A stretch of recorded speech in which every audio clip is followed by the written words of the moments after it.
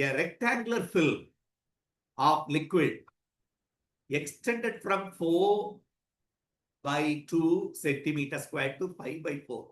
If the work done is 3 into 10 to the power of 4 joule, the value of surface tension is, இது film அப்படின்னு சொன்னாலே 2 surface.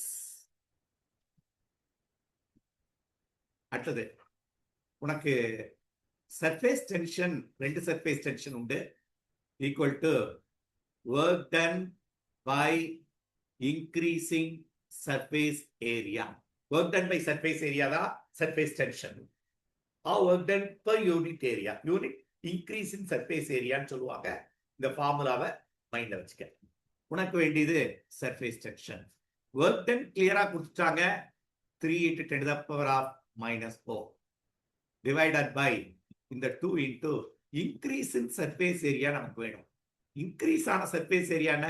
இது final area, இது initial area.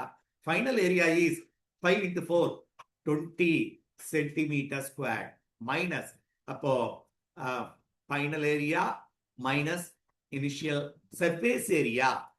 அப்போ initial surface area வந்து இது ரெக்டாங்கிளோட ஏரியா தான். Surface area 2 into 4 8 centimetre square. அப்போ இன்க்ரீஸ் ஆன சர்ஃபேஸ் ஏரியா வந்து 12 சென்டிமீட்டர் ஸ்கொயர். அப்ப இன்டு 12 சென்டிமீட்டர் ஸ்கொயர்டை மீட்டர் ஸ்கொயர்டா மாத்திரு.